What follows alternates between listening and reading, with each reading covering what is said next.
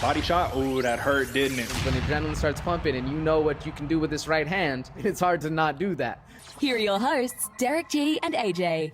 What's going on, folks? Welcome back to another episode of the Bloody Water Podcast. It's done. The fights are in the books. The notes are recorded. We are ready to rock and roll. And I will say there was a little bit of an inconclusive nature to this weekend's fights. Kevin Holland versus Kyle Daukaus, a middleweight bout that was the co-main event. It was a very fun fight, or it was slated to be, until we got robbed of a little bit of entertainment. The fight was ruled a no contest to a clash of heads, which we will be talking about in just a few moments, of course.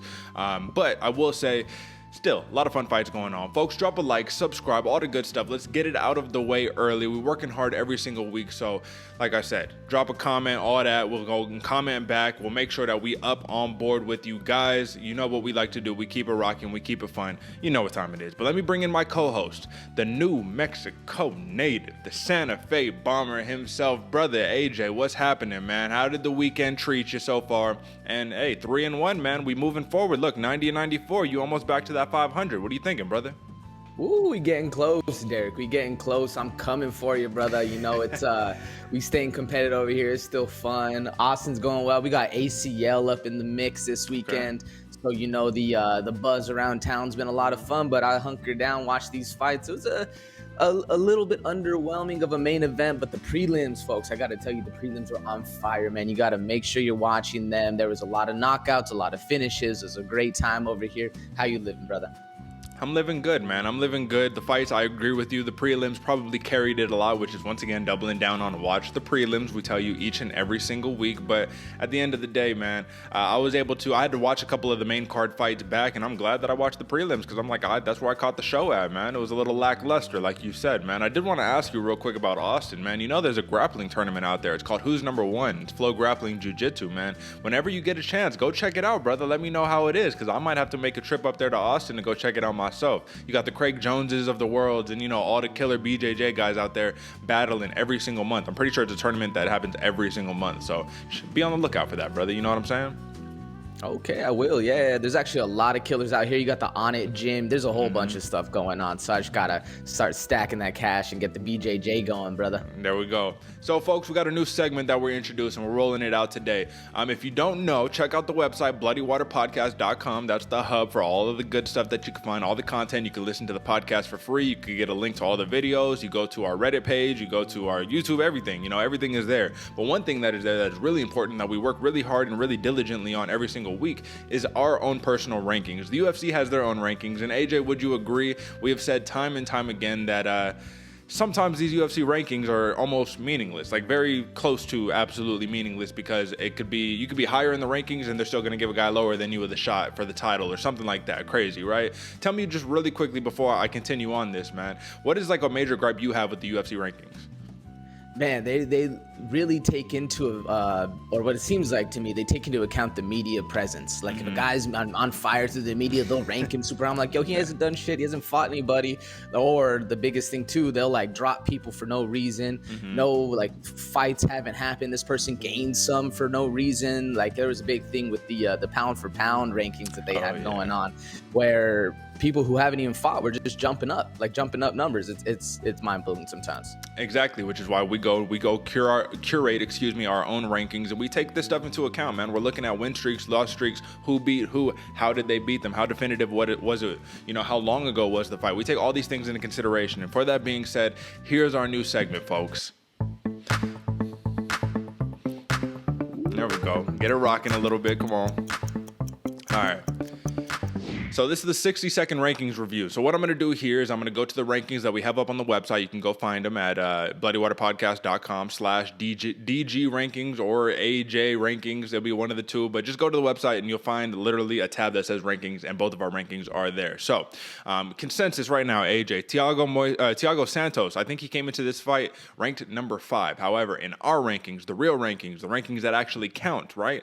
I got Thiago Santos ranked here at number 7, and you got Santos ranked ranked at number 5. Now, my question to you, AJ, you have Glover Teixeira, Yuri Prochazka, Dominic Reyes, and Alexander Rakic ranked above Thiago Santos. However, Volkan Ozdemir, Magomed Ankalaev, Nikita Krylov, Paul Craig, Johnny Walker, Ryan Spann, Misha Serkinov, Jim Crute, and Jamal Hill are the ones who rank below. Notably, I do not have Johnny Walker in my rankings. He is completely unranked in my rankings personally, but I do have Nikita Krylov, Magomed Ankalaev, Anthony Smith, Yuri Prochazka, Alexander Rakic, and Glover Teixeira in front of Thiago Santos. Why is Santos truly ranked at number 5 in your rankings, and why do we not have like a Magomed Ankalaev or a Paul Craig or Nikita Krylov kind of closer in those rankings to him, man? What do you think? In my rankings, personally, it's going on a lot of who he's won, who he's lost against. You know, he did have a hard time coming up against John Jones, Alexander Rakic, all those people that he's lost to recently. Thiago Santos, I'm speaking of. But he hasn't lost anyone that's really below the top 5 for me. So that's what kept him in the top 5 personally. He's maintained that upper echelon of division, even though he's been losing some. That's why I haven't dropped him down below top 5 yet.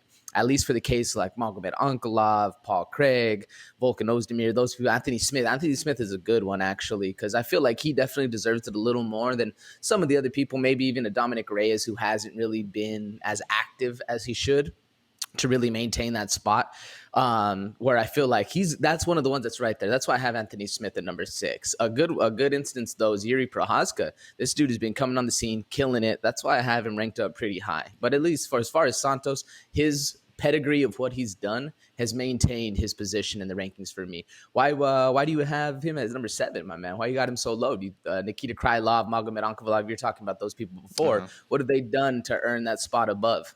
So first, I will say, to correct myself, I do have Johnny Walker in my rankings, but in my heart, he is unranked. So I'm going to take him out of there very shortly because I don't really think that he kind of deserves that top 15 right now the way that he's been fighting. He came up really hot, all that good stuff. But nonetheless, to answer your question, I have Thiago Santos ranked at number 7 behind a Nikita Krylov, behind a Magomed Ankalaev, who are more prospects than they are true time-tested contenders. Because if you look at Thiago Santos and the run that he went on kind of prior before that John Jones fight, man, he was killing the game, had all these knockouts in a row and all that good stuff. But then one thing that I take into consideration very heavily in my rankings, AJ, is inactivity. Inactivity is very important. Now, don't get me wrong. The dude came off of a double knee surgery, so it's kind of hard to fault the man for not being able to fight. But nonetheless, Magomed Ankalaev, he was going on a pretty heavy run while Thiago Santos was kind of out. Nikita Krylov, he's been a little more inactive, but if you look at his resume, man, he's got very few losses. He's got very definitive wins. He's ragdolling people when he's winning. And Santos, come on, man, we had a couple split decisions in there, you know what I mean? We got it.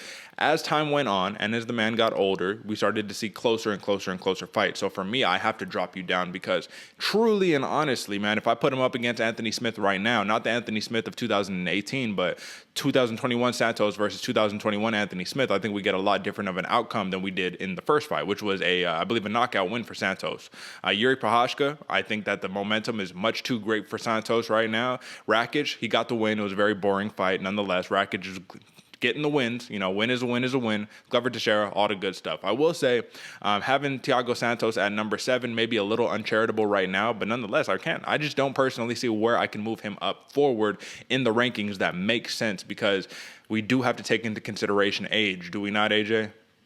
Oh yeah, very much so. I mean, especially time is undefeated on this one, and I like the way you said that, Derick, because you do have Dominic Reyes down at number 8, which I mean that's my biggest gripe with him is his inactivity. Yeah. So I mean, it makes sense. Yeah, exactly, man. So, folks, that's just a quick insight look into what our rankings are looking like. You know what I mean? The bread and butter, why we're going about, why we're doing it. Because have always been a proponent of you should know why you're doing what you're doing. You should know why you're thinking about what you're thinking about. All of those things, man. So we don't just say, oh, they won. Okay, they're up in these rankings. We move them here. Why? Well, because they won. And no. We need to go deeper. And let me just really quickly recap the UFC consensus rankings. These aren't super updated, right? But we pretty much, it's been more or less unchanged, man. Glover Teixeira 1, Yuri Prochazka 2, Rakic 3, Santos 4 or 5, right? Dominic Reyes, Anthony Smith. That's kind of like the consensus top 5 right there. So when the UFC has, Magomed Ankalaev over there in that 6-7 range, it kind of goes to show, like, hey, man, how come we don't have him a little bit higher? If the UFC consensus is there, maybe we should be pushing him up. You know I'm a big fan of the man regardless. But, folks, check out our rankings rankings every single week. We update them every single Tuesday. So it's always changing. You're going to see a little +5, -2, a little minus sign by itself indicating no change, all that good stuff, man. So check it out, bloodywaterpodcast.com. You know what time it is. All right, AJ, now that we got that one out the book, you know what time it is. It's time to do the best photos of the weekend, man. And I want to start off right here. Aspen Ladd. Clearly, Macy Chiasson versus Aspen Ladd. Number 2, not even the first one. It was supposed to be the second attempt, right? It's scrapped. Aspen Ladd, she was shaky on the scale. It was a terrible mess. She didn't get, actually, believe it or not, she got cleared to fight. It was Macy Chiasson who turned down the fight. And some say it's because she was looking out for the health of Aspen Ladd. Others saying she's scared. I like to be a little more charitable and say, no, she's probably looking out for Ladd. But I want to read this for you really quickly. So Aspen Ladd's comment in regards to her botched weight cut is as such. The fight is off. Again, all my fault. Straight up, started my period 2 days back and made this cut absolutely miserable. Did the best I could, hit 137. The scale situation was a mess because the last thing I wanted was to bleed in front of the media. The fight wasn't pulled. My opponent then decided she would rather not go through with it, as is her right. I'm going to get slammed regardless, so let it begin. Now, before you give me your take on that, AJ, I actually, something that gave this a little steam and something that made it a little more interesting is another contender right now, an OG of the fight game, whose name is Miesha Tate. And she commented to it and said, it's one thing to miss weight, it's another thing to try to cheat the scale and use every excuse in the book to not weigh in properly. Everyone saw you cheat and still came in a pound over. I bet you were every bit of 139. Now, Aspen Ladd, of course, has had weight cutting issues in the past. She's had to pull out of fights because of weight cuts, botched weight cuts and things of that nature, which is not an uncommon thing in the sport of mixed martial arts. And, Mother Nature, periods, menstruation is also not an uncommon thing in mixed martial arts. There's a whole roster of women fighters, and very few of them use that excuse, for not making weight. Now, before you comment, AJ, I'm going to make this caveat. We're two men speaking about something we don't know shit about right now. So I'm just going to put that out there, that disclaimer. I don't know shit about what the hell I'm talking about right now. I'm just presenting the details for us to just kind of recap and talk over. Give me your thoughts on this, AJ. Yeah, I'm glad you made that caveat, Derick, because that was exactly what I was about to say. I'm happy I don't know shit about this. I mean, it's a rough one. It's something, and I even going just to my own, a little personal, my own life, what I do for a living. When they're doing the body scans and personal training, you got the eVault machine. It's doing a biometric scan. You tell them, if you're on your period, just don't go today. It's going to be a different number. It's going to be something completely different. So it messes with the women's body like crazy. I mean, it's a rough thing to have to go through, especially being a fighter. I'm going back to Miesha Tate's comment a little bit. I didn't see what she meant by cheating. She said try to cheat the scale. I did see the weigh-in where Aspen Ladd was had the arm up holding it, shaking a lot, but I didn't see her try to brace herself or anything to take off that extra 2 pounds that Miesha Tate was talking about. Did you catch that? What did she mean by that? So I'm not sure either, because I caught the same video that you did. I saw the same thing that you did. I'm pretty sure Miesha Tate saw the same thing, but that's why I'm kind of maybe insinuating a little bit that she's trying to say, oh, you're on your period. Okay. You know what I mean? You're trying to cheat. You're trying to, use every excuse. That's where that excuse line comes in to not make the weight, because maybe she isn't, a true 135, or maybe she truly should be fighting at 145, which is what a lot of people are saying. A lot of people are calling for her to move up to 145 because this isn't her first time having issues on the scale. Now, at the same time, I do think this is Miesha Tate coming in and just trying to get her name in there and say yeah, I'm back. Don't forget. Now I'm calling people out and doing all this stuff. So regardless, outside of the Tate situation, outside of the shit that we don't know what the fuck we're talking about, give me your opinion just on this part of Aspen Ladd's comment where she says, but she really had to put it in there. She says, the fight wasn't pulled. My opponent then decided she would rather not go through with it, as is her right. Now, on one hand, that final part, the as is her right, kind of makes it a little softer, but my opponent decided she didn't want to go through with it. It's okay, do you think she's kind of insinuating that Macy Chiasson didn't want to fight her, or do you think that it was respect here? I don't know what to make of it. What do you think? Yeah, I don't know what to make of it, because there's times we'll see when dudes miss a weight cut by 5-6 pounds and you're still fighting. But the thing is, the opponent, if opponent A misses weight, opponent B gets 70% of their purse or whatever the commission has it as. That's just an extra payday. You would think, I'm going to take the fight. Although, a lot of the times when they do miss weight, they end up losing. So, it's interesting to see why Macy Chiasson, was it Chiasson? Chiasson didn't take the fight. There we go. Sorry about that. It's interesting to see, because I mean, it's a nice call, for her to be like, hey, you know, I know you're going through weight stuff, period stuff. You know, we've all been there for the women I'm talking about. So it's a classy act by Chasson, but it's also kind of this isn't a classy act sport. You know, this is a bad guy sport. This is a sport of killers out here. You should be trying to get that extra little bit of incentive, that dig in. You can even see where Aspen Ladd threw a little bit of a dig in there too for her opponent. It kind of interests me too. I wonder why Chasson did that. I don't know. Well, here's my last caveat, my take on it personally. I think that on one hand, you have to consider what the game plan of each fighter is. If you're Aspen Ladd, you want to get the fight to the ground. You want to get Macy Chasson on her back, and you want to smash her face in. Well, if you come in above weight, aren't you a little more advantageous to do that? You know what I mean? You're heavier. You know what I'm saying? You're going to be the bigger person. So I don't see anything wrong with saying, hey, man, I'm not going to reward you with the fight because you didn't make weight. You're undisciplined, so I'm not even going to give you the fight at all, actually. You know what I'm saying? I don't know where the compensation comes in on this one because Ladd did miss weight, which then basically caused them to pull out of the fight. So I don't know where the compensation goes. That's the thing that would be the real like detail that makes it all make sense. But until we know that, I guess we don't know. But did want to put it out there. However, next let's move on to a palate cleanser. AJ, nasty cut, man. This happened in Bellator. I was watching and I was like, sheesh, right above the eyebrow, the worst place that you want it because the blood is going to be leaking straight into your eye. Listen, Bellator 267 was interesting. It was a very, very dry event, except this one was a little bit of the excitement. We'll talk a little bit about MVP versus Douglas Lima 2 at the end of the show, but just give me your take on that cut, man. Wouldn't want to be there, huh?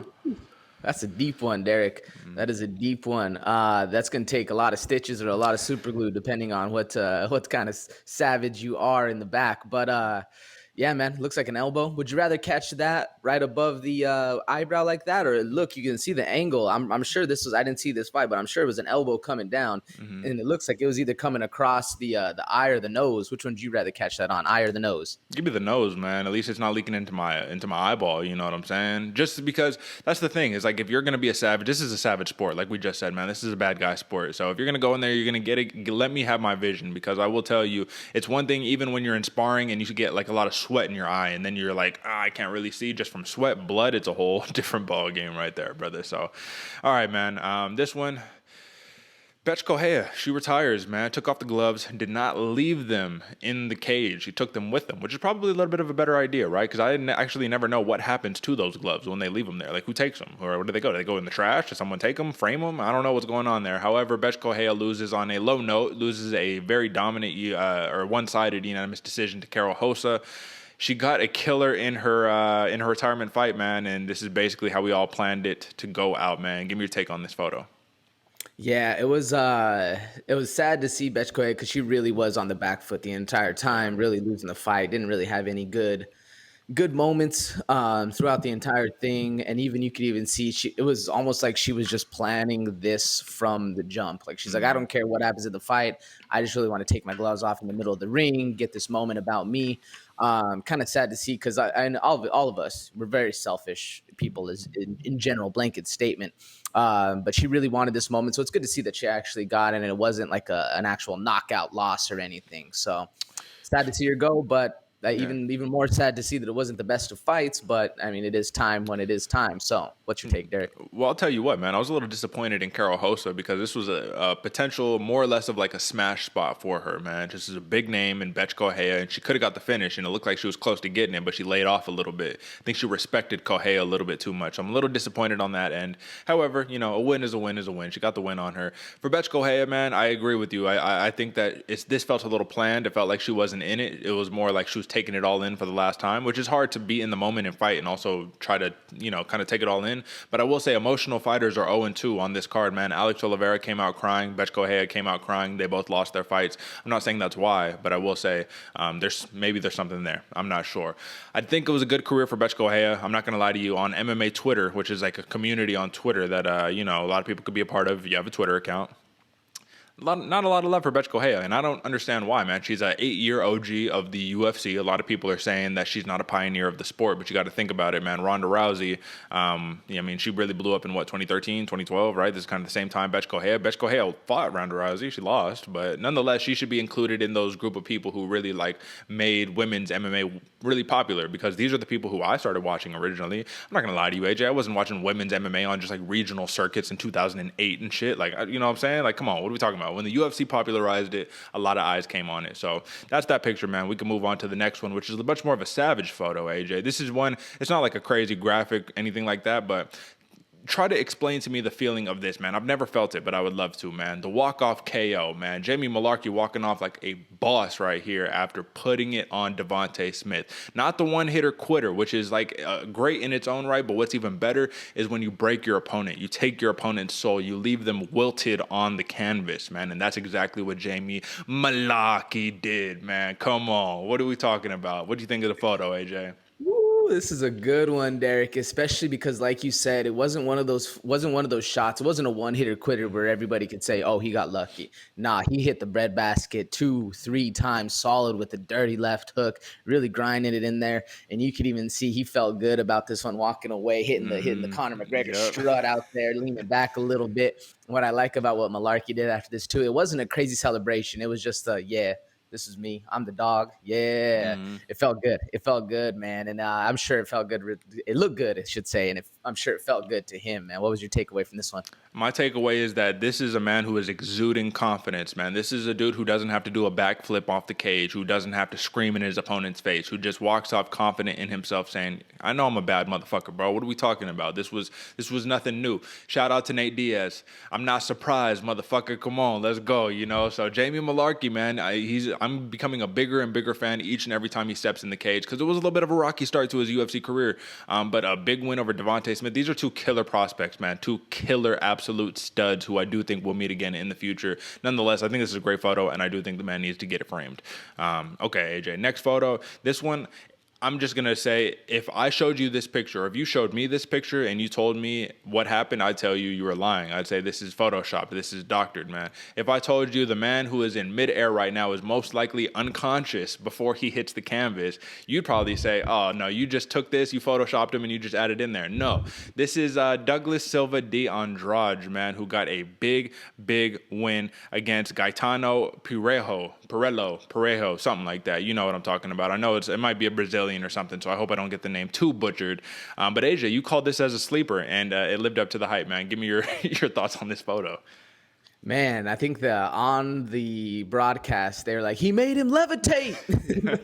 No, he legitimately, De Silva de Andrade, he legitimately made Parejo, however you say it, levitate, man. It was crazy. This De Silva de Andrade, man, he was the only fighter that came out on this card that was emotional. You could see his emotions riding high, and he actually got the dub, man.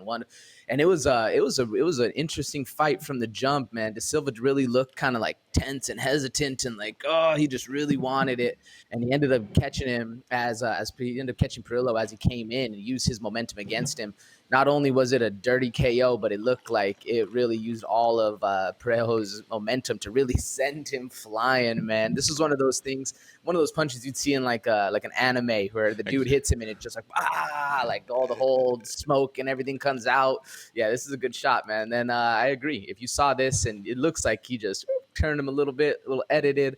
Yeah. It was a crazy one, man. I'm glad I got to see this one live. What was your thoughts? Well, Eric? My thought on this one is that people who didn't see the fight would never understand how this got set up. This is actually Parejo. I'm just going to go Parejo on this one. This is Parejo who throws a blind leg kick who gets caught by a nasty left hook that just completely, like, that's part of why he looks the way he looks, man. It's because he threw everything into that leg kick, got hit, momentum was perfect, and dude just almost did like a cyclone, tornado, or whatever, man. This is incredible. Silva de Andrade is built like a brick house, man. He is every bit of those 135 pounds, plus probably give or take 20 extra on actual fight day.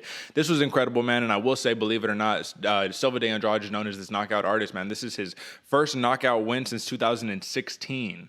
That's crazy, right? Come on, what are we talking about? The man moves to 5-4 in the UFC, and Henry Briones is the last man that Silva de Andrade was able to knock out, man. So, great photo. I just love that right there. All right, AJ. This next photo right here.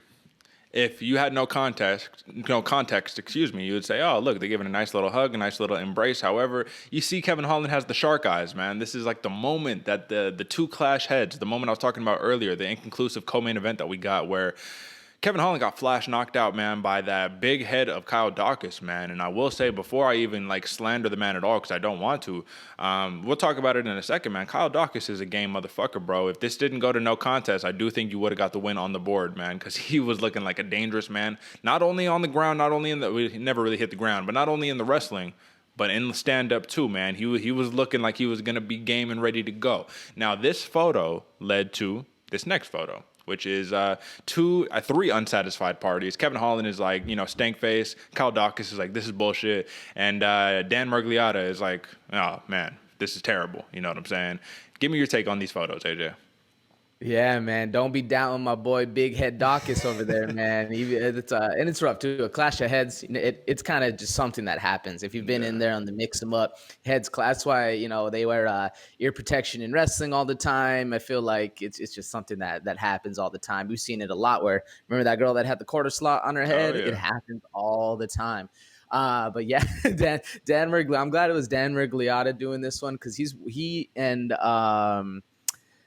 Tyone are probably some of the most, Chris Tyone are some of the most animated judges out there. So we really saw not only were the two fighters defeated by this result, but also he was too. The ref was in it too. Like, man, this sucks. I really want to see a good fight. But yeah, it was inconclusive. I think that we'll get to the matchmaking a little bit later. But yeah, this is a sad one to see all around, to be honest. Absolutely, man. And yeah, we'll save the rest for a little bit later, man. This next one, AJ, I was just a little bummed out to see this, man. Don't get me wrong. It's part of the character. It's part of the personality. But in our main event, man, I was all like, to see after, I guess it's hindsight. When you know the result, it makes this photo look that much more cringy. This is Johnny Walker in between rounds, like I think 2 and 3, right? And he just very quickly makes a crazy face to the camera and all that good stuff, man, while Coach John Kavanagh out of SBG Ireland is giving him some of the weakest game plan advice that I have seen in quite some time, man. For a dude who is an absolute monster, this completely looks like a man who has been restrained. It's like they took the monster and they made him like societable, right? Ready for society, when truly it's a savage, it's a beast. He does not belong in society. And this is a metaphor for saying Johnny Walker's fight style has been completely just like, I don't know, restrained, I guess is the best word I have. It's not really a good word. However, this is a photo set, AJ. So we start here, Johnny Walker feeling good about himself, but that lent to this. Thiago Santos feeling really, really good about himself when he is declared the victor. Look, the man's levitating. He's floating right there, right? But ultimately, they end in an embrace. Johnny Walker is thankful for the opportunity. He's thankful for the experience. Santos, confident in himself. He needed the win. He got the win. Give me your take on these photos, AJ. I'm going to bring this one back up. Yeah, that's probably the best one, man. I like the character. I mean, for a while, it was hard to get used to, a little abrasive. But that's what the sport is, man. I do feel like they pulled the reins in on the dog, and it's sad to see. I know I'll leave the takes for when we actually talk about the fight, but it's rough to see when you go from your winning ways to being pulled in. It's a little different at least. Yeah. And then Santos levitating, man, he needed this. That proves how much he needed this one, man. Look at that. That's all from just his toes exploding off the mat. He didn't bend down to jump. He just pure excitement, like he just won a prize, man. This is good to see. And I do think, I feel like this moment for Johnny Walker, he sure he needed it and, all that stuff. But I feel like he was a little too happy with the decision. Like, you got to be upset, man. You got to be upset that you just lost that fight. And he's just, yeah, man, thank you. Like, yeah. I get it. He's a good dude. He's a good dude. But yeah, rough. Sad to see, at least if you're a fan of Johnny Walker and the fan of the mentality of always being a dog to win, he was kind of just happy with second place. I agree with you, man. And we'll leave the rest for just a few moments, man. But a man who didn't leave it to the judges, Alexander Hernandez, got a quick, I think it was like a minute 40 KO, round 1 against Mike Money Breeden. AJ, I can't say that this was unexpected, man, and I don't like to be harsh on the fighters, especially when I see a matchup like this. I never want to come in and say, "Oh, this dude's about to get starched." You want to be charitable. You want to give a little bit of hype. You want to still hype up the fight, make the fight a little bit. But we knew that there was levels to this. I said there was level to this, and Alexander Hernandez proved that he was on a completely another level in comparison to Mike Breeden. This was a big, big win for Alexander Hernandez, man. His first win since 2020, Halloween of 2020, against Chris Grutzmacher, where he got the knockout win then too, man. So in the same month. Went from October to October, man. So that's a complete full calendar year, damn near. But I will say, Hernandez moves in the right direction. He moves to 5-3 in the UFC against a short notice replacement in Mike Breeden. He was originally slated to fight Leonardo Santos, but Santos had to pull out for whatever reason. I do not remember. It could have been an injury. Regardless, man. Tell me what you thought about the fight, AJ. It was short and sweet, but it was fun while it lasted. Short and sweet, quick money for Alexander the Great Hernandez. No shame for Breeden, though. No shame on this one, man. You take a late fight replacement. Hey, man, that's what it is. Sometimes you got to earn your shot in the UFC. He didn't. He went to the contender series, lost his shot there. So he's like, you know what? I'll get beat up for a contract. Hell yeah, I'd get beat up for a contract too, man, all day. If that's what you're trying to do, trying to be a professional fighter, might as well get that money when you can. Excuse me, get the exposure when you can. And no shame in Breeden's game on that one, my man. It was a very quick fight. He definitely looked like he was outmatched, outgunned, outspeed, every what's the word I'm looking for? Like every aspect of the fight game you could have was in Alexander Hernandez's corner. So rough game for Breeden, but like I said, no shame over there, man. What was your takeaways? My takeaway is that Alexander Hernandez, man, he looked like a very experienced fighter in there, which he is now, right? You had said it yourself on the pre-show. You said Alexander Hernandez has quickly become a veteran of the fight game, man. Very quickly. It wasn't that long ago where he was just stepping into the big show and we're like, oh, man, look at this cat. You know, he's killing it. All that good stuff. Mike Breeden, it seemed like he was just ready for the basics. 1-2, calf kick. Okay, I'm ready to see that. Alexander Hernandez killed him with feints. He'd go for a teep up the middle. He'd go for a calf kick. He'd go for the 1-2. He'd go for the left hook. Like, he was hitting him with so many different looks. It seemed to me that Mike Breeden got confused, and that's when Alexander Hernandez says, I gave you all these looks, all these feints. Let me go back to the basics. 1-2, bow. Hurt you? Okay, I got you. Going in for the kill. Hit him, and that was it, man. Basically got him out of there after that. As soon as he smelled blood, man, it was game over. It was shark in the water right there. Alexander Hernandez is a scary man. Like I said, man, he's gone against a really high-level competition in his career thus far, in his very young career thus far, and I still think there is a very bright future for the man. And let's be honest, AJ, really quickly, that loss to Donald Cerrone, I feel like was probably one of the best things that could have happened for Alexander Hernandez because he feels like a humble man now. Now he says, hey, man, I took winning for granted. And it feels so good to win. It's so hard to win at this level. I just feel good about the win. And let's not forget, when he was talking about Donald Cerrone, he was trying to be the heel, trying to be WWE, being like, I'm going to fucking run through this guy. I'm going to smash everybody in the division. Like, and it's like, cool, that's totally cool. But once you start losing, you're going to have to eat those words. And now when you fall into a little humility, yeah, you might not be the big buzzsaw, the big popular name or whatever, but you were a killer to be reckoned with. And I think that's what we saw today. Do you agree, AJ? Yeah, I think you said it perfectly, man. He had a little bit of humble pie when he was trying to be the heel, and I think it was the best thing for him. You know, he's really kind of come to his own, and you know, regardless of whatever aspect you're on, they always say be yourself because nobody can do you better than you.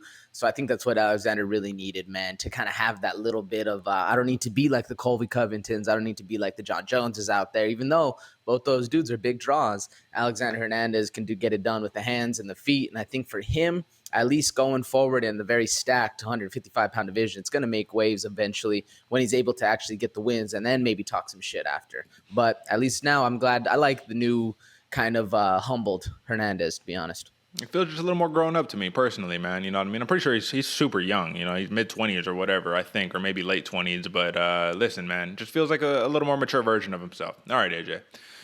So this is a fight that very controversial. It was a split decision. And I have to say, man, this was a good showing. And for both fighters, this was a very good showing. I was very impressed by Krzysztof Jotko's takedown defense. Very impressed. Misha Cirkunov, he looked good at 185. Gas tank does appear to be a little bit of an issue, especially when he's not able to land those big blast doubles that he's looking for. But, AJ, we need to talk about it, man. Fence grabs, eye pokes, attempted fence grabs that aren't really fence grabs but are still fence grabs, man. Fence grabs are very, they actually are a huge factor, right? And I'm glad. I don't know which referee it was recently. It could have been a Chris Tognoni, but it was either an eye poke or it was a fence grab or something, but he gave him a point. He said, fuck it, I'm going straight to it, point.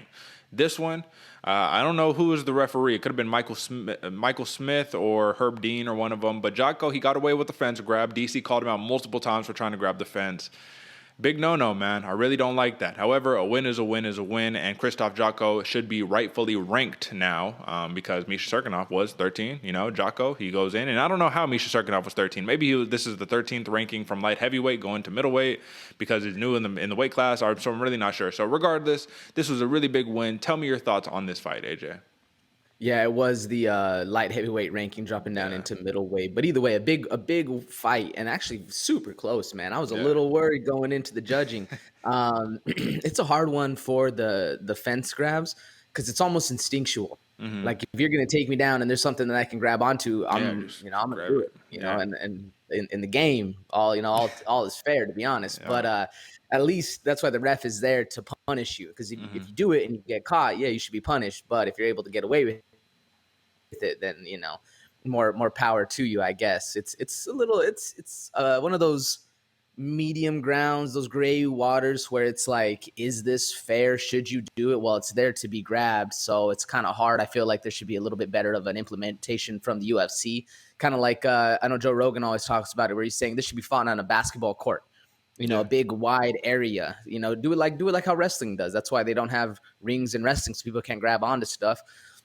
Although it's hard, you blast somebody out of the ring, it's difficult. So I feel like it almost should be taken into, I don't know, man. Like it has to be something with the ring done differently from the UFC's advantage to not allow the cheating to take place. That being said, I don't have an answer for that, so it's strictly just judgment. What do you think? Well, I will say I do agree with you on a couple of points, right? It was a very close fight, but I'm not going to lie to you, man. I had it scored for Serkinov. Very, very close. So it's not a robbery either way. It's just a close fight. But I had 1-3 for Serkinov. I thought the takedown was enough in round 1 for Serkinov. In round 3, I believe Serkinov had the takedown early, but then Jotko got back up and he was able to put a little bit on him at the end. And, it's the recency bias. You remember the very beginning of the fight and the very end. So, of course, they're going to give that to Jotko. That second round was very clear, definitive round for Jotko. But it was close regardless, man. So this is a 16th decision win of Jotko's career, man. 10-5 in the UFC. The man is impressive. I have to say that. Regardless of the outcome, the man is very, very impressive. And that takedown defense is to be reckoned with, man. He got his hips back very, very fast. Now, when we're talking about that wide open kind of style, right? Yeah, it's like jiu-jitsu, man. We're on the jiu-jitsu mats. You got a wall, but every time we get on the wall, they tell you, hey, let's get back out into the center. We get it. And it's a lot harder defending the takedowns, and it's a lot harder grabbing them when I can't smash you up against the wall, grab you by your hips, and then drop you down. You know what I mean? Getting those wide open field takedowns, very, very difficult, man. What can you say about Krzysztof Jotko that impressed you in this one that you saw was a little different from the game that he has brought around previously, man? He was very technical in this fight. Very technical. And what impressed me most, Derick, he was seeing the takedowns a mile away. Oh, yeah. Literally, you would see, the second he would see it, he'd shoot his hips back. Very impressive. Not really what I expected. I expected the Jotko where he was maintaining on his bike, just circling out the entire time, normal style from him. But what I really, really liked this entire fight, he would see Serkinov dip down a little bit and his hips were back already. Seeing the takedowns a mile away is always good when you're a striker, because that's, what you don't want is get your butt put on the ground. So that's what impressed me most. What about you? What impressed you most with the performance? I'd say the same exact thing, man. I was thinking tentative circle on his bike, Jotko. That's what I thought we were going to see. But we saw him push the pace, especially in that third round. And that's the thing that was incredible to see. He knew, okay, this is a big boy moving down to 185. He's not ready for this pace. And that's one of my tactics, man, in jiu-jitsu when we do live rounds and I'm getting subbed like 5 times in a row. I'm just going to keep pushing the pace on you. You're going to get tired. You're going to get tired before me. You're exerting the energy. Let's go. You might have won 5 of those 6 ones, but I'm going to get number 6 because I'm going to push that cardio on your ass. And, you just love to see it, man. So Jotko, I really, that was just breaking the soul, taking the will. You saw his last 15 seconds, Serkinov looking up at the clock like, oh, shit, all right, man. We almost there, So I will say, Serkinov, give him a couple more fights at 185, and I do think he will be a monster to be reckoned with because once he get that cardio shored up, man, that takedown, as soon as he got it, man, he was looking like things were about to go downhill very fast for Jotko. But huge win for Krzysztof Jotko, man. Got to put some respect on the man's name. He was the betting favorite, and he got the job done. I will say there were no upsets on the main card, man, believe it or not. 3 upsets on the prelims, no upsets on the main card. So I'll leave that for that, man.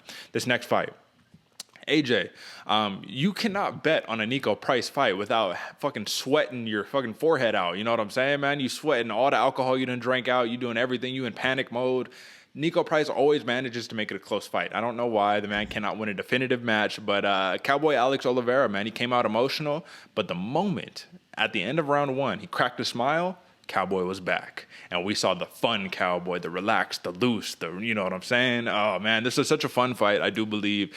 And Alex Oliveira is fast, man. He had a crazy speed advantage on Niko Price, but what did we say about Price going into the fight?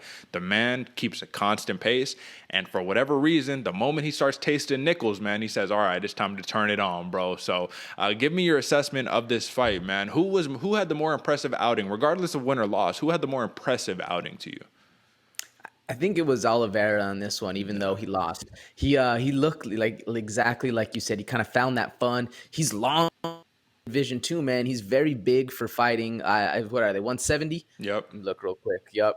But man, very big for 170. And Niko Price, the thing is, Niko Price fought the same fight that Niko Price always fights, grinding it out, a dog of a match. But man, Oliveira looked fast on the feet. He had the shoulders down, the hands down. He was rocking with the head movement, man. He looked like he was back in there having fun. And a lot of that stress was off of him, which I really like to see in a fighter, man. When you get in that flow state, things are feeling good. It might have been a slip or it might have been a knockdown in that third round that gave I think it was Oliveira that knocked him down, I think it was the second or third, but either way, he looked good on the feet, man. Oliveira was striking. He was looking crisp. But then, Niko Price on the ground, he had the submission, or he had the pressure on the first, and he looked good. I mean, Niko Price, if you got to give him anything, homeboy is a dog. And once he tastes blood, like you said, he's just going for the kill even faster. But Oliveira looked really good to me, man. Who do you think? Who would you give it to? Well, I liked Niko Price for the composure, but I agree. Oliveira on the feet looked really, really sharp, man. But the one thing I didn't like is that it's like a premonition, man. I said he falls in love with the counter striking. So what was he trying to do? He's trying to feint. I'm going to pull you into that Mayweather pull. Right hand over the top, right? And he kept trying it time and time again. He would throw the right hand and then go and maybe try to land the left hook or whatever, but he just relied a little too much on the counter-striking. And when Niko Price was a little more hesitant, you couldn't really get that counter-striking off, He had the crazy speed advantage, all that, but his downfall was at the very end where he allowed the takedown for Niko Price, allowed Niko Price to get a little ground and pound, and that's literally probably what won him the fight right there, man. So regardless of the outcome, very impressive showing by Alex Oliveira, man. And I didn't know, man. Dude has 11 kids, bro. That's 11 hungry mouths that are, need to get fed after this match. So you feel a little bad on this one. But Niko Price, listen, he called out top 10ers, top 5ers. I don't know, AJ. I just don't know. If he's a very fun, entertaining dude. So he says he either wants a big fight or he wants dudes in the top 10 or top 5. This is Niko Price's first win since 2019 when he had that up kick on James Vick, man. That was a long time ago. And this is actually his first decision win since 2016 prior to him being in the UFC, man. So I don't know, man. Fun is a good way to describe Niko Price. Entertaining, but top 10 contender. I'm not sure if we're there yet, man. Give me your take on that. Yeah, it's I actually had trouble. We'll get to the matchmaking in a bit, but I had trouble picking somebody for Niko Price. I really feel like it's always fun being a grinder of a fighter, but is that going to get you to the top of the division? I don't necessarily think so, man. You need that kind of something that's going to definitively win you the fights. And with Niko Price, it's always just grinding it out, man. So, yeah, I don't think a top 10, maybe not, but we'll see. We'll see when it comes. I'll say, listen, you're going to have to argue with Michael Chiesa on that one because that is a grinder who has made it into the top 5 of his respective division. All right, AJ, move on to the co-main event. No contest. Kevin Holland, man, number 14 versus Kyle Daukaus. AJ, really quickly, I did want to take a note of what you were talking about. You're saying headbutts is just kind of a part of grappling. It's a part of wrestling, and I do agree with you. So last week in jiu-jitsu, man, we're doing, I'm going against like a purple belt, a brown belt, right? These dudes are experienced. They know, and we're starting on our feet, right? So it's open takedown, live rounds, and I'm trying to feint, right? Changing levels, down, up. Okay, what I'm going to do is I'm going to like fake like I'm going to grab an overhead on you, overhook, right? And then I'm going to feint as if I'm going to change levels. I'm going to get you to bite on that one, and I'm going to come right back up for the overhook, try to sprawl down and get my hips back. I do that. I get that second feint off successfully. He bites on it, and we clash heads.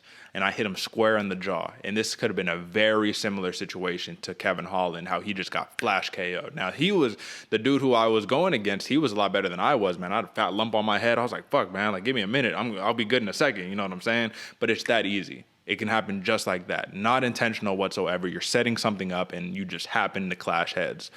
This is exactly what happened here, but I'm not going to lie to you, AJ. All the peripherals of this fight, everything that I saw in the match on what was taking place so far, if I had to say this fight happened 100 times, I feel like Kyle Daukaus maybe wins 90 out of 100 times, man. Like, it looked like he was on pace to start really taking over the fight. Give me your take overall on the contest that you witnessed, AJ. Man, Kyle Daukaus, we already knew he was good on the ground. He's kind of good everywhere, to be honest with you, but he looked really good on the feet compared to Kevin Holland. I was very impressed. I'm a big Holland fan. I'm a big Daukaus fan. The fans of this show already know, but man, yeah, no, he's got some contender in him, man, and I really like that for Kyle Daukaus coming up. You know, he really put on a good show that he deserves to be in with the big dogs in there, and I think it was. Who had the worst outcome for you, Derick? Is it worse getting the flash KO choked out because technically you lost the fight for Kevin Holland, or getting your victory taken away basically by Kyle Daukaus? What do you think? I think it's worse for Kevin Holland getting knocked out and submitted in one fight, because the people, a lot of fighters and a lot of fans are saying, they're like, listen, this is bullshit. You shouldn't overturn this. Kyle Daukaus should have the win on his record. So in the people's eyes, Kevin Holland lost that fight. Kevin Holland admitted in the post-fight presser, he was like, yeah, man, I lost the fight. Let's run it back. You know what I mean? It's bullshit. You know, I didn't know that the rules worked that way or whatever, but if they're going to rule it a no contest, we got to run it back immediately. We just got to go and do it again, man. So in the people's eyes, Kevin Holland lost the fight. Kyle Daukaus got a big bump in his stock.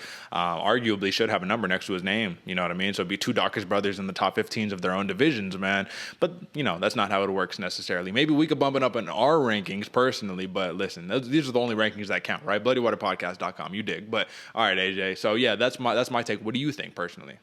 It's an interesting thing too, because if the recall happened right when the flash KO happened, and who was it, the referee, Michael Smith?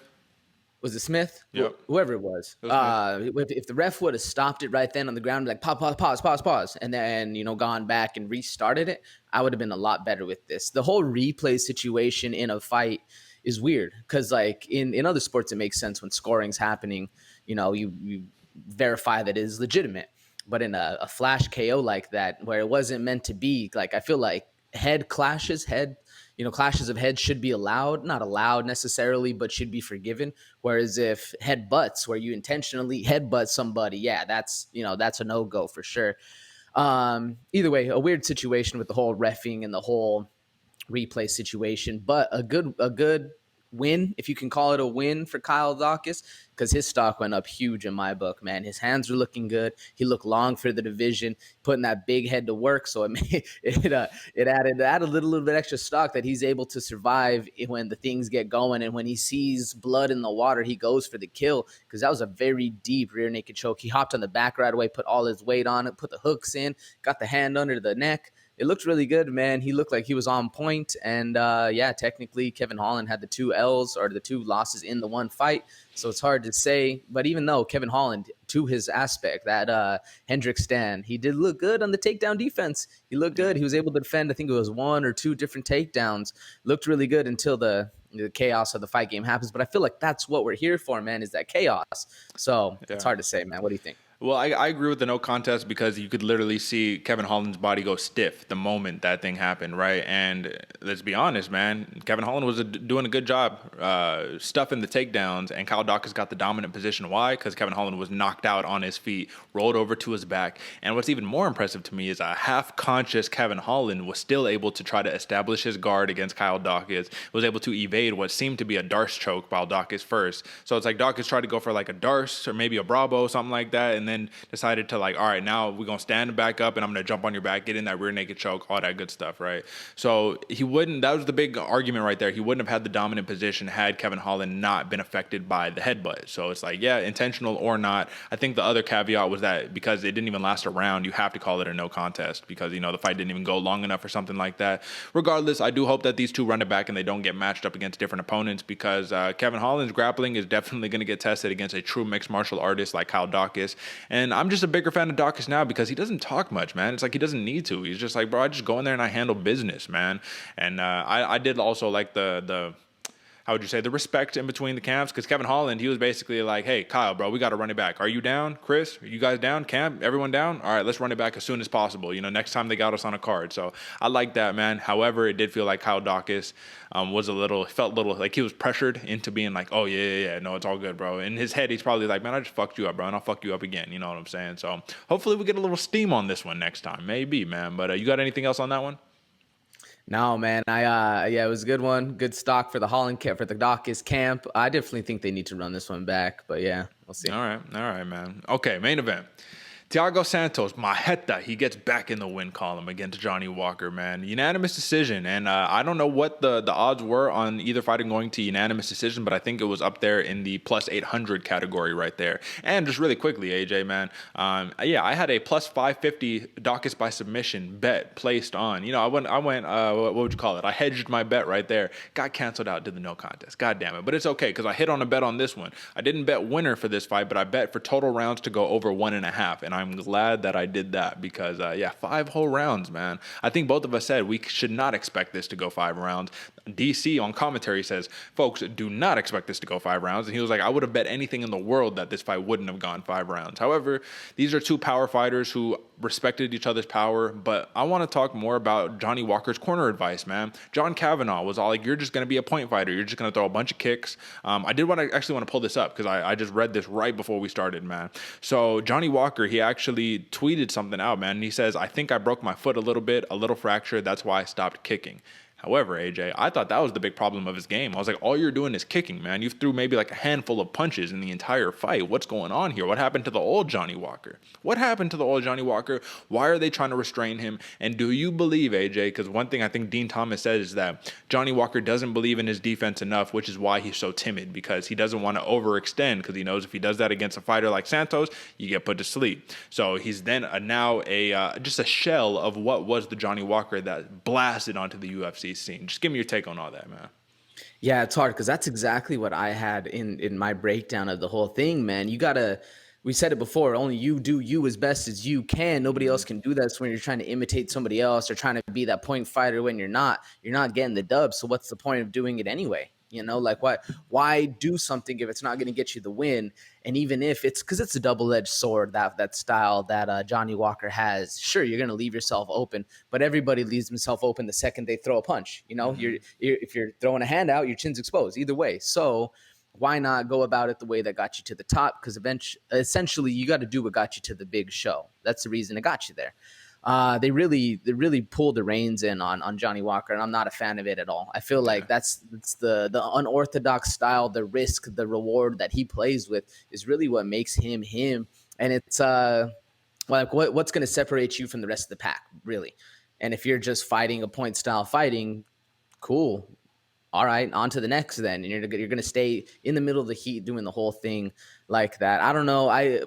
Originally, I like Straight Blast Jim as a coaching. John Kavanagh is a genius out there, but he's really feeling like he's kind of hindering his fighters a little bit, especially with the last. I know there's a female fighter that fights out of there too. I can't remember. She was an English lady, but her fight as well, where you see the fighters not necessarily regressing, but they're staying complacent, which is almost just as bad, man. If you're not growing a little bit in each and every time you're fighting, you're getting worse technically because the competition's catching up to you. We've seen the same thing with Conor McGregor, the highlight of SBG.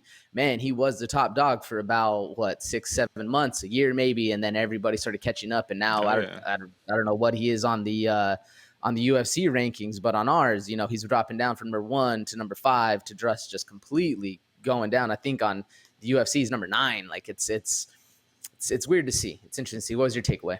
Well, I will say, man, John Kavanagh, would you argue he's kind of like Bill Belichick without Tom Brady? You know what I mean? Like he had that star, that superstar. Now you don't got him, and things are getting a little shaky. Now it's like, okay, are you as good of a coach as we thought? Kind of the same thing with Faraz, right? It's a hobby. Faraz Hobby. A lot of people, don't get me wrong, man. Don't get me wrong. Dude, these guys are all geniuses. They know so much more about the sport, about combat sports in general than we ever will. But at the same time, the proof is in the pudding, man. And it's like you got that one stud athlete who's just a monster killer who you added a couple things to their game, but really it's them that are doing it. And then you got, okay, well, can you do that with every single athlete? And not every athlete is as receptive, you know what I mean? Johnny Walker, he seemed a little timid, a little tentative in there.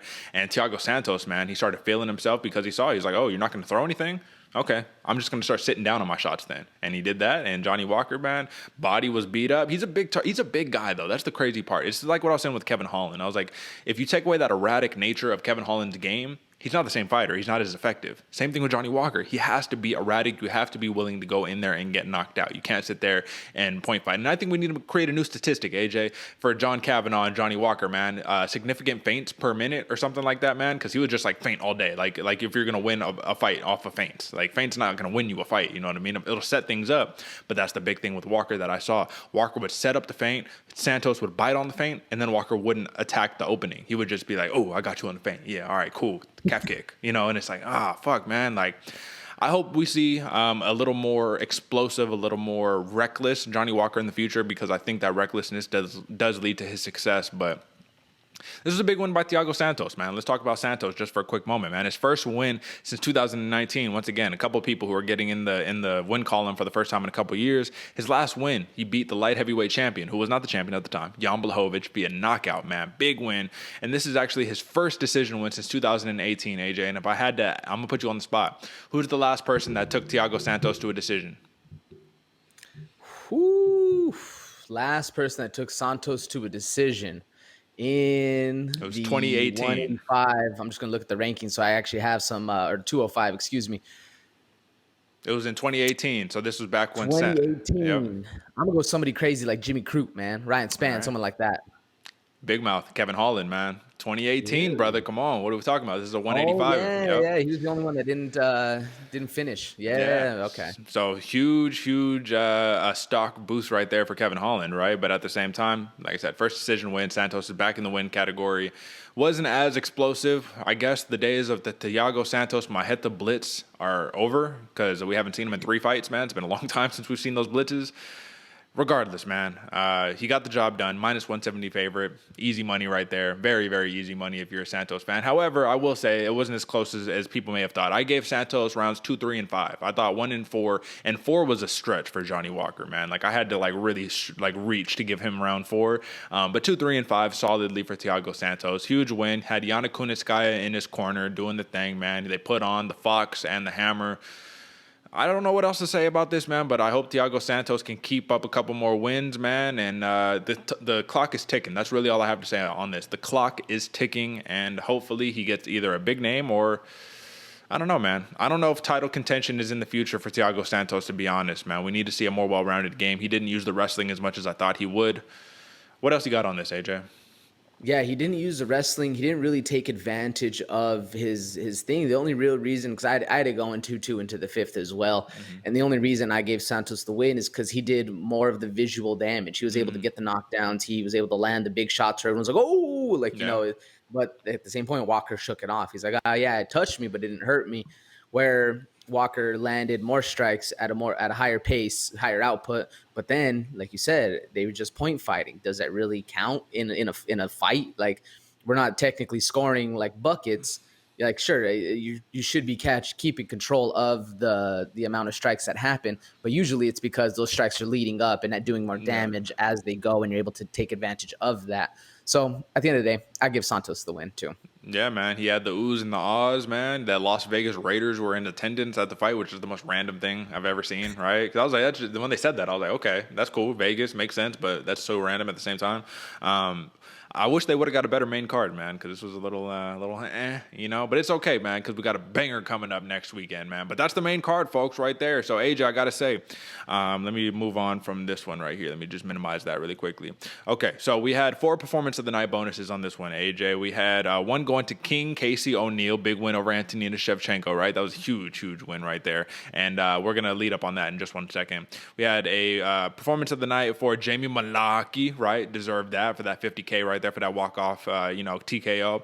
Douglas Silva de Andrade got the Performance of the Night, and Alejandro Perez got the Performance of the Night, AJ. There was no fight of the night. However, we need to do Fighter of the night, AJ. So let's talk about it, my man. I want you to go first.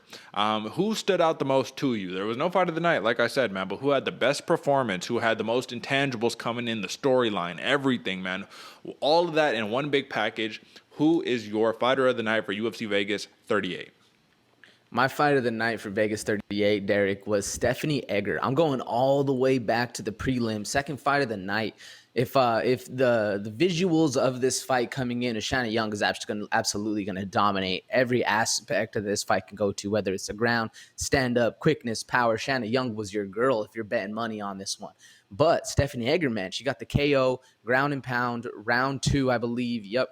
Round 2 out there. And what I like most about Stephanie Egger on this one is her entire game evolved leaps and bounds from the last time we saw her. Last time she kind of looked like just a normal middle of the ground fighter. She was 5-2, climbed to 6-2. But really, she got this thing going, man. She was looking like she was fast, she was bigger, she had the power. Everything you want to see from a fighter evolving, Stephanie Egger did it, man. And that's what really impressed me most is just the ability she had to go from somebody who's about to get clowned on when she enters this cage to really dominating the fight and getting a second round KO, TKO win on the ground and pound was very impressive to me. And I think what more so did it is kind of how under-assuming or undershadowed she was. You know, everybody's kind of just discounting this girl. And really, man, the game evolved leaps and bounds above, way above Shanna Young and way above some of the other fighters in the division, really going up, you know. And I'm excited to see what she does in the 135-pound women's division going forward, because Stephanie Egger's a name you're going to need to remember, man. She looked long in there, looked big, had the power. Very impressive win for Stephanie Egger going forward. She's my fighter of the night, and I was pretty excited to watch the fight, man. Normally with some of the women's fights, you're always thinking decisions or how it's going to be. They're more technical, they're more precise. But Stephanie Egger looked strong, man. She was hitting some serious shots out there, and things were looking like not only were they going her way, but she was making them go her way, taking advantages of the opportunity presented. And I loved seeing it. Who's your fighter of the night, Derick, for Vegas 38? Well, first, let me just comment on that, AJ. If you folks, if you're listening or watching and you've been a fan of this program since kind of more or less the beginning-ish, right? You've heard me talk about Stephanie Egger before. If you're casual, you don't know who Stephanie Egger is, man. But I actually lost big time when I picked Stephanie Egger to win her UFC debut against Tracy Cortez. I believe it was last year, man. And that's why I think Stephanie Egger is discounted and undercounted and not viewed as good as she is because Tracy Cortez took that spotlight and she kind of ran with it. You know what I mean? She's got the social media personality. Her and Brian Ortega are kind of a thing, right? So she took all that steam and took it her way. Stephanie Egger was on the downtrot, and look at what happens, man. She gets the big test against Shanna Young, man, and she gets the job done. That's really the point that we have here, man. I will say, Stephanie Egger has finished 5 of her 6 wins via stoppage, man. Like, come on, what are we talking about, man? Whether it's a knockout, whether it's a submission, man, she's one of those killers. Kind of like, I'm trying to remember, I'm blanking on the name, man. She's very short, very stout, but it's the other one. She's a very tiny girl, but she came in and she's blasting people's heads off, man. Mini Mike Tyson. It's okay. It'll come to me eventually. This is Stephanie Egger's first win in the UFC, man. So this is also a big name, not necessarily a big name, because Shanna Young, she is coming off of a pregnancy as well. She just had a baby and all that. So I'm not going to, like, knock her down too much for this one, man. Huge win by Stephanie Egger. So my fighter of the night, though, AJ, is there's only one option you can go here, and it makes sense, man, if you're talking about women's fighters specifically. I'm talking about King Casey O'Neill, man. Come on. She had a big test in front of her. She had Antonina Shevchenko. Her sister's coming off a dominant title defense right there. Her 6th title defense in the UFC. And what happens, man? Shevchenko, she says, I'm bigger than her. I'm better everywhere than her. King Casey O'Neill, her game plan is I'm a Scottish badass who is going to pressure you in the beginning, and I'm going to pressure you more in round 2 and pressure you more in round 3. Didn't even get to round 3 because Casey O'Neill, yeah, she had, got a couple takedown stuff, got reversed a couple times, but she's going to keep putting that pressure on you, man. And listen, she's opened up her UFC career 3-0, undefeated in her UFC career, undefeated in her MMA career at 8-0, and 3 stoppages and 3 UFC wins back to back to back, man. How much more impressive can you get? What more do you need to see from these fighters to realize that they are the truth, man? And I'm not going to lie to you, AJ. I thought, because there is this little hidden statistic that Antonina Shevchenko generally wins her fights or does better in her fights when she's fighting in the same training camp or like very soon to when Valentina Shevchenko is fighting. So I just took that little intangible and said, let me go on the underdog, the experienced veteran in Antonina.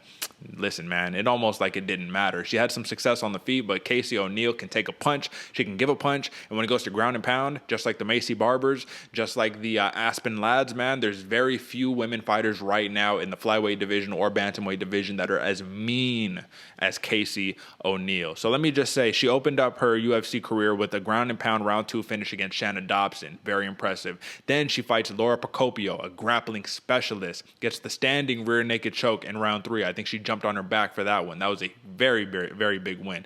Then gets the ground and pound win against Antonina Shevchenko. AJ, at this point, legitimately, man, Casey O'Neill, we need to start talking rankings. We need to start getting close to that top 15, man. We're definitely going to see an update here in the near future, man. And I hope the UFC gives her a very, very strong opponent next, because there's no building up at this point, man. I think she's ready. She's ready for the star. She's ready to shine, man. She's made Vegas her home. I don't know if she's training out of Extreme Couture. I think she is now, but she's a former sponsored Tiger Muay Thai fighter. So it was that Tiger Muay Thai versus Tiger Muay Thai in terms of Shevchenko versus Casey O'Neill. I don't know what else to say here, AJ, man. Casey King O'Neill is my fighter of the night, man. Do not forget the name, because I'm telling you, man, she's going to be the next big thing in the women's flyweight division if she's not already. Enough said. I'll just leave it at that one, man. So do you agree with me, man? Casey O'Neill, you like the hype on that one? Oh yeah, man. Actually, if I wasn't going with my pick, man, if I wasn't going with Stephanie Egger, I was going Casey O'Neill, because not only, like, anytime you dominate a Shevchenko, whether it's big sister, and I mean, nobody's dominating little sister, so it's hard to do. But either way, Shevchenko, the name, holds so much weight, and Casey O'Neill did everything right, man, whether it's ground control, whether it was a striking. And in round 1, Shevchenko looked good. She was maintaining the clinch. She was looking good, looking long. But, man, Casey O'Neill just came in and put it to her. And then the ground control. The hip throws, whether that Casey O'Neill had, she was doing the step overs, hip toss with the judoka.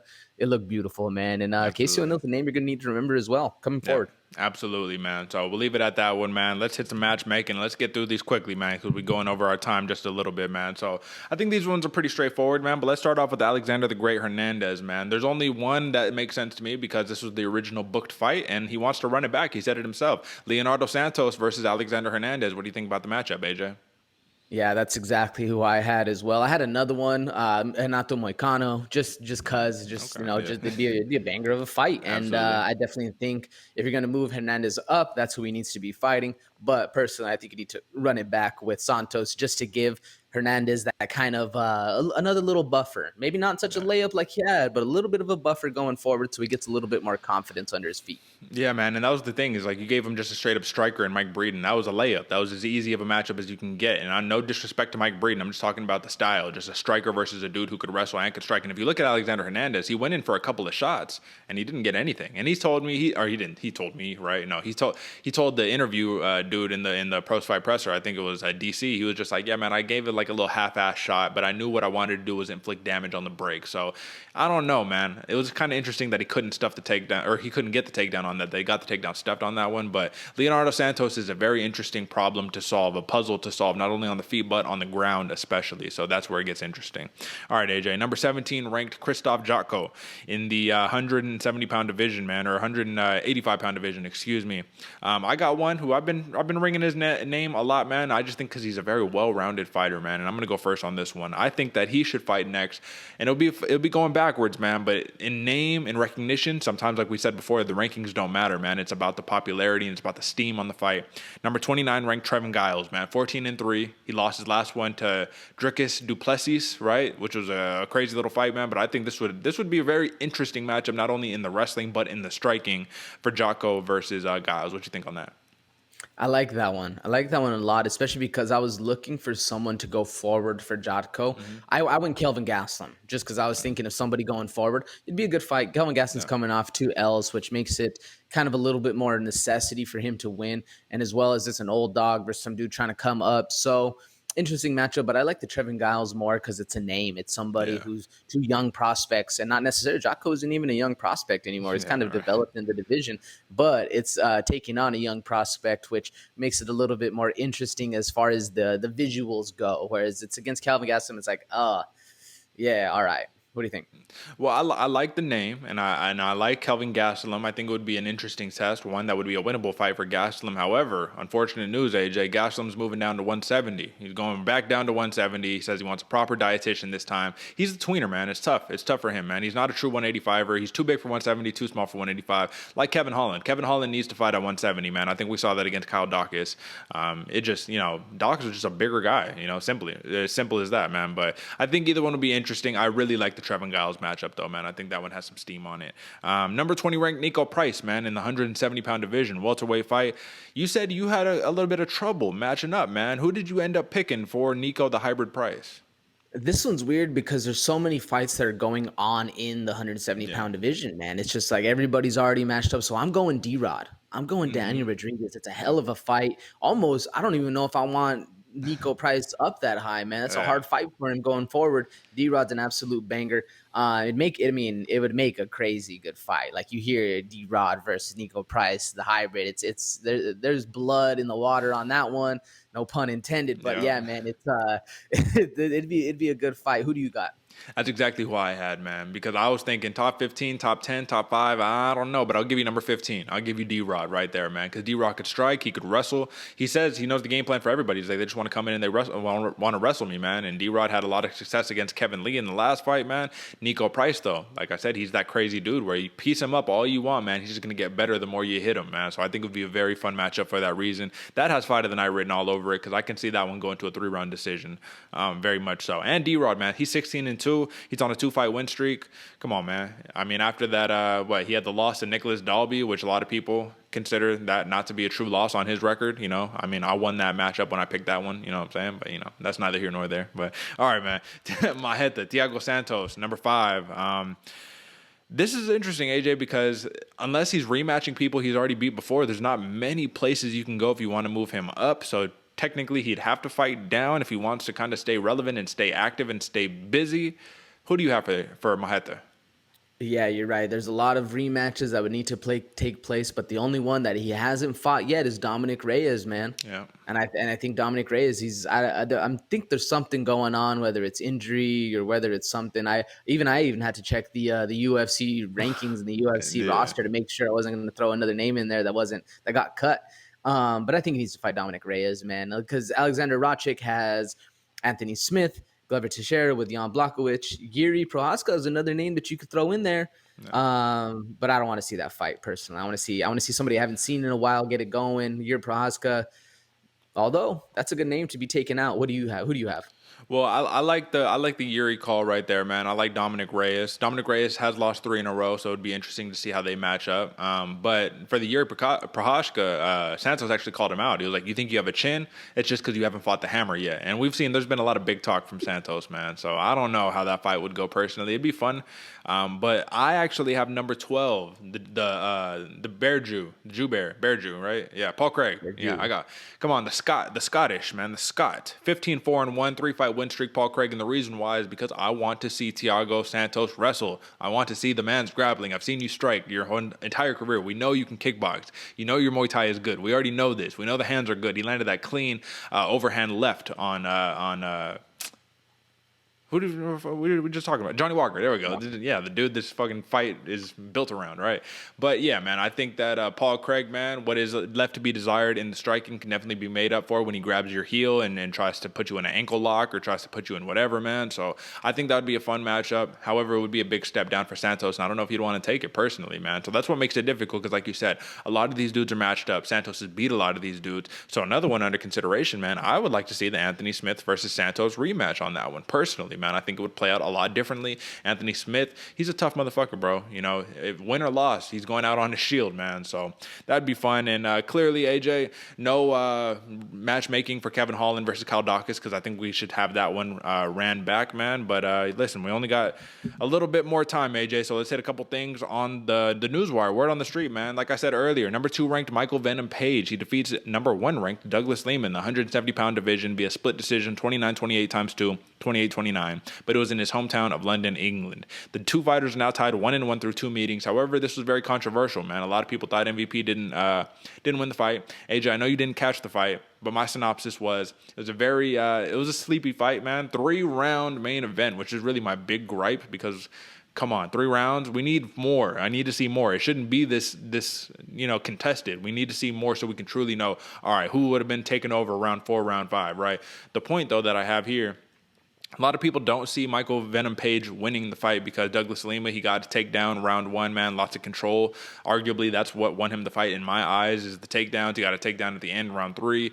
But Michael Venom Page, he's that sniper. He's not the touch him up, accumulative damage. He's just the right hand, and he comes in with this momentum, this karate style like Wonder Boy, where he can hit you and use your momentum against you to hit you with the right hand, but knock you over. But it's more like a push than it is a clean, I dropped you on the chin, right? So does that count as much to you, man, when somebody does that where they kind of knock them over, but it's technically a knockdown, right? In comparison to, boot, oh shit, they're hurt, Joe Rogan, oh, they're hurt, like all that, right? So, I mean, what do you think about that?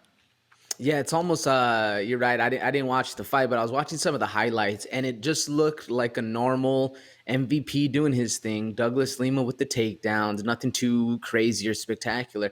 But I almost count those like you're saying, the push shots. I almost count them like a sweep, a sweep in box or a sweep in Muay Thai or like a slip in boxing, where they were. Knocked him down technically, but was it an actual crack where people were like, oh shit? Nah, not at all. And it's hard too, because a lot of the times you could get those shots, but depending on the spacing, that's what really makes it a snap where you're cracking on somebody or you're just pushing your glove through them. And it still counts, you still hit him, but was it an effective technique that did some damage? No, not necessarily. Did he get the takedown or the drop? Yeah, sure. But it's the same thing with how I score takedowns that didn't get any damage going. Yeah, you got the takedown, but they popped right back up. Yeah. Doesn't really count as much in my book. What do you think? No, I'm the same way, man. That's why I had Douglas Lima winning the fight personally. It was very, very close. And robbery is very it's a little bit of a harsh word to use and for this matchup specifically, man, but I did want to make note. Just give me the big takeaway ultimately, AJ. The result is what it is. Bellator, man, 3-round main events. This needs to stop, right? It has to be mandatory 5-round main events, man. I just feel like you're leaving, even to buy a ticket to go watch the fight, I just feel like you're left unfulfilled at the end of that. What do you think? 100%, and that's like right there. That difference between the 3-round and the 5-round is what separates the elites. The big guys on the card that are actually getting the money made. Because when you're going in, your regional fights, you got 2-minute rounds. There's a reason they bump you up accordingly the higher on the card you get. It's the whole point of being that kind of fighter, and it just doesn't make sense to me. Even if you're not fighting for the title, you're not fighting for a belt. You still got a dude against you who is title contender, who has things that can set up later in the rounds. And it's really those rounds where you start getting tested because you've been fighting 3 rounds your entire life now. Yeah. Might as well, I definitely think Bellator needs to change it. Absolutely, man. Move on to the next piece of business. Dominic Cruz, he returns at UFC 269 to face Pedro Munoz in the final pay-per-view of 2021, man. What do you think about that matchup? Not what I expected. And actually, I don't have the rankings, like the UFC rankings in front of me at the moment right now, but Dominic Cruz says he only wanted to fight someone in front of him. So I'm hoping Pedro Munoz is in front of him. Otherwise, kind of got to eat a little bit of crow there because he's been, ducking a lot of people. What do you think? He's been ducking a lot of people, and I feel like even when Dominic Cruz was talking like all that mess about I don't want to fight, I don't want to fight. I only want to fight somebody in front of me. He was even calling out Sean O'Malley, which isn't in front of him either. Yeah. So I don't know. I feel like Dominic Cruz has a great name and has the personality to be there. He's on ESPN, always talking, staying relevant that way, but not really staying relevant in the fight game anymore. Don't get me wrong, Dominic Cruz is an absolute killer of a fighter. Oh, yeah. It's just interesting to see. And let's see, I have Pedro Munoz, at least on the rankings we have for the UFC, he's still one above Dominic Cruz. So I guess technically it makes sense.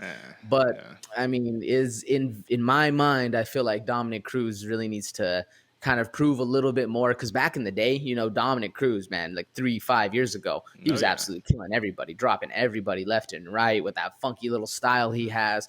But the crowd catches up, man. If you're not consistently doing it, everybody catches up. It's going to be, I'm marking this one as interesting. Not really that excited for it, Pedro Munoz is a good fighter, don't get me wrong, but I'm not really. It doesn't like grab you by the bobo like, yo, this is the fight, man. So it's an interesting one for sure. It's also interesting to me that Dominic Cruz, or not Dominic Cruz, for Pedro Munoz, he was saying he was thinking about moving down to 125 after losing to Jose Aldo in his last fight. But now he's sticking around at 135 to take on Dominic Cruz. So it's interesting. And also, I think Cruz has the mindset of, hey, I'm a former champion. I was one of the best champions to do it in the bantamweight division. And I don't want to have to keep fighting these scrubs because I'm trying to get a title shot. I really think that's the focus for him. So you can't knock him for having that thought process. However, it's just like Max Holloway. Instead of him saying, "No, fuck that. I'm not going to fight Yair Rodriguez. Give me the rematch with Volkanovski." He's like, "Whoever you put in front of me, man, I'll beat him. It's all good. Right on my way back to the title. People know I'm the people's champ anyways," which is a little more disputed now after Volkanovski's huge win against Ortega. But nonetheless, I think we still all know Max Holloway, man. That is a special individual right there. All right, AJ, last couple pieces of business. Thomas Almeida, Sarah Alpar, Mike Rodriguez, and Antonio Arroyo are no longer on the UFC roster per Guillermo Cruz of MMA Fighting, man. What does this mean to you, man? Especially Thomas Almeida, Mike Rodriguez, and Antonio Arroyo. Those are big names to cut. Joaquin Buckley was saying, Dana, please don't cut Arroyo. This is a tough man, but he cut him anyways because it's a ruthless fucking sport, man. What is your take on that? Ruthless sport, especially because they're hiring more and more fighters as well, giving these young dudes a name, man. I think Dana White and the matchmakers in UFC kind of know exactly what we've been talking about, where the rest of MMA and the rest of the sport is finally catching up to these dudes that haven't really been doing it. So you really need to stay active. You really need to fight like it's your last fight. And I'm glad Santos got the win because it was his last fight of the contract. And he would have been another one where it's like, yo, dog, 4 in a row. You dropped. Yeah.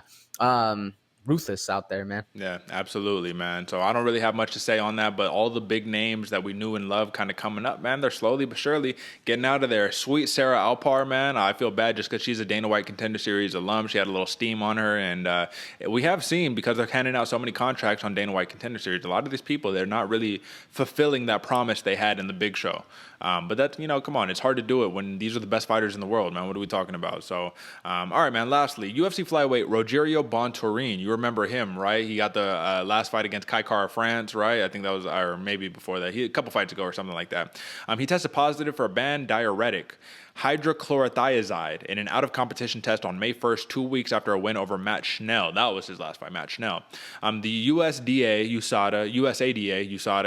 conducted tests in 2 open dietary supplements provided by Bontorin, and the illegal substance was found in the product despite not being listed on the label. Since Bontorin purchased the supplements in a Brazilian compounding pharmacy instead of using a supplement certified by USADA, the UFC fighter was hit with a 3-month suspension dating back to May 1st, USADA announced on Thursday. So this is more or less a reduced suspension because it did seem to be kind of like a probable cause type situation, or you didn't have a malicious intent. Nonetheless, you still took something that you shouldn't have. You bought some stuff from a Brazilian company, even though he's a Brazilian man, so it's hard to knock the man for that. But they're basically like, they want to be like, you have to buy everything through us. Everything has to be USADA approved, all that good stuff, man. Give me your take on this one, man. Oftentimes where there's smoke, there's fire. Just give me your take on this one for Bontorin. I mean, this goes back to Picogram Jones. Does a picogram in your system now help you? Not necessarily. Does the diuretic now in Bontorin's system help him? Not necessarily. But did it help you when you were taking it all? 100%, man, 100%. And that's how all this stuff works. You put it in your system, it runs through, it does its course, and then it starts getting flushed out. Well, while it's getting flushed out, you have less and less amounts of it. So it's an interesting thing. I definitely think if you're in the game of a fighter and you're like for other fighters' safety and even for your own, man, you're taking a diuretic to lose a little bit of weight, do it with somebody that's well documented and well established where they're, it's safe. You don't want to be taking drugstore pills, drugstore dick pills or gas station dick pills out there. But yeah, it's weird. It's weird that USADA has that system because you should be taking ultimate control of yourself, being like, this is how it's supposed to be done. I want to do it legitimately. but you got to get every little way you can to get it. So it's hard to say, man. Yeah, I'm with you. You think people would have learned from the John Jones fiasco. However, John Jones is such an enigma of the sport. He just never gets in trouble for any of this stuff, man. Like, he can have pop for all types of picograms, can do the gas station dick pills, the controversy he just had at the Hall of Fame, which I don't even want to speak on, man, because that's out of fight related stuff, man. You know, domestic violence is never something that we would support on this program. I don't in my personal life, AJ. I know you don't in yours.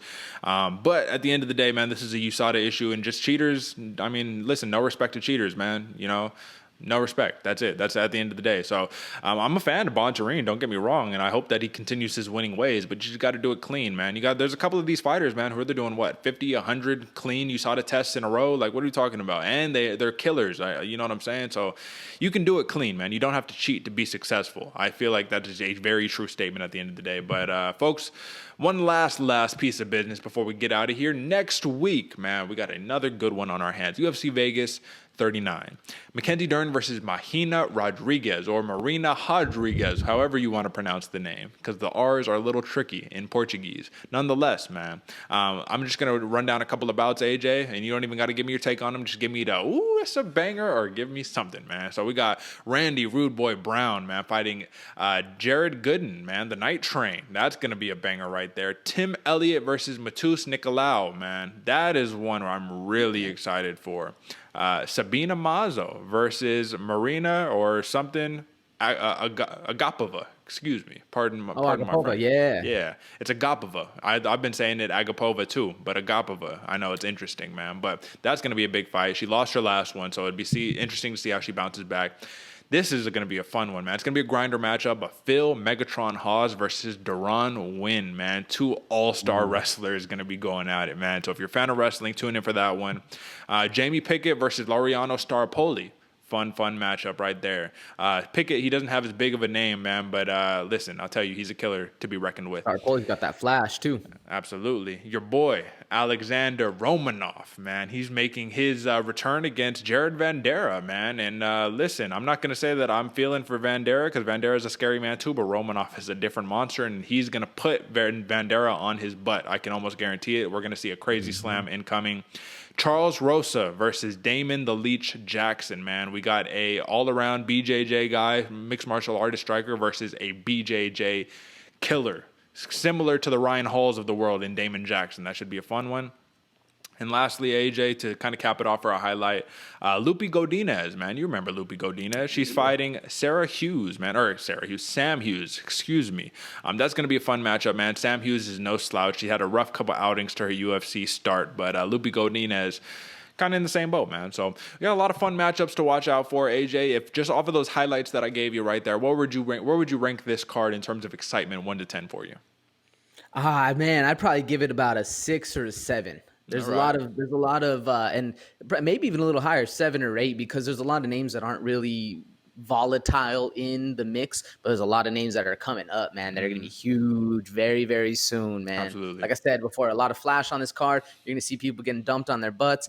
Good wrestling with the Deron Winn, Haas fight. Yeah, there's a lot of all around everything you want to see encompassed in this one coming forward. I'd go 7.5 or 8.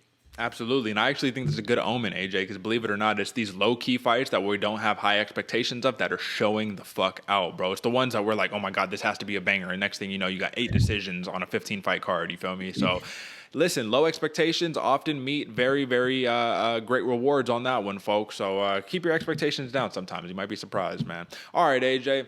It looks like that's just about everything, man. Folks, don't forget, like the new segment we brought in, the 60 Seconds Rankings Review. Go check out our rankings. It'll be updated this Tuesday. So when this episode drops, just wait one more day. Rankings will be freshly updated, and you'll see who we got in the mix, who we took out, who we brought up, who we dropped down. You know the good stuff. BloodyWaterPodcast.com. Go to the little menu tab and hit rankings on that one. And while you're at it, head over to the YouTube page. There's a button right here. You need to hit subscribe on that one, man, because believe it or not, it's about 80+% of the people who watch our videos each and every single week are not subscribed to the channel. Right now, we got about 210, 215 subscribers, right?